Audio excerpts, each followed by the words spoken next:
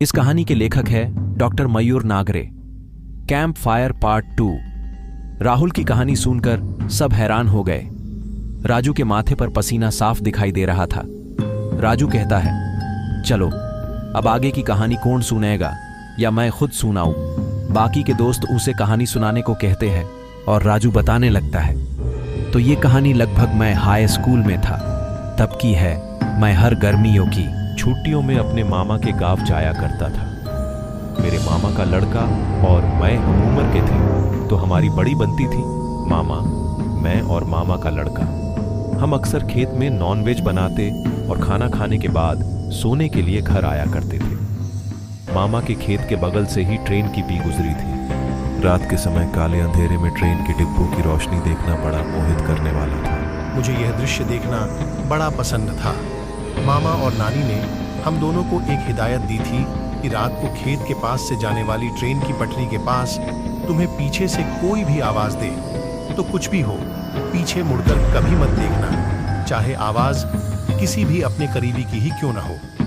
वजह पूछने पर ना तो मामा ने जवाब दिया, ना ही नानी ने।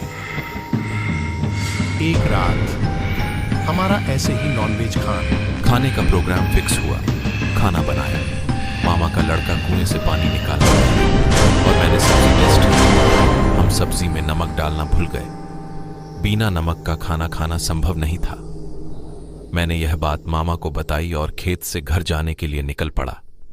मैं घर पहुंचकर मामी को खेत से घर आने की वजह बताई और नमक एक कटोरी में लेकर फिर से खेत के लिए निकल पड़ा। अब रात के 9:30 से 9:45 का समय हो रहा था। मैं लगभग खेत में पहुंचने ही वाला था कि तभी मुझे एक ट्रेन की आवाज सुनाई दी। मैं ट्रेन के डिब्बे देखने रुक गया और तभी मेरे कानों पर एक आवाज पड़ी, राजू रुको, इतने रात को कहाँ जा रहे हो? मेरी एक मदद करोगे क्या? बड़ा एहसान होगा तुम्हारा। आवाज जानी पहचानी थी। आवाज कोमल और करुण थी। मैंने मन ही मन में कहा, अरे ये तो मम्मी की आवाज है।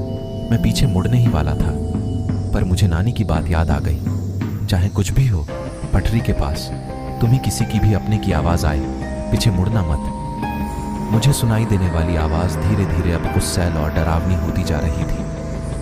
मैं अब तेजी से भागने लगा।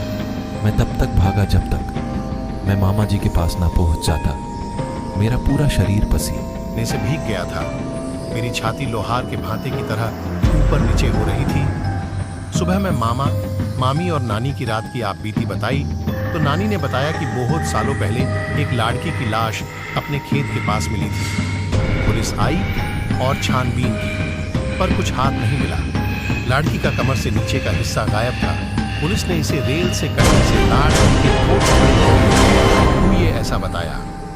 तब से हर अमावस की रात वह लड़की की आत्मा पटरी के पास से जाने वाले हर राहगीर को आवाज देती है, और वह तब तक आवाज देती है जब तक कि वह व्यक्ति पीछे मुड़कर नहीं देखता।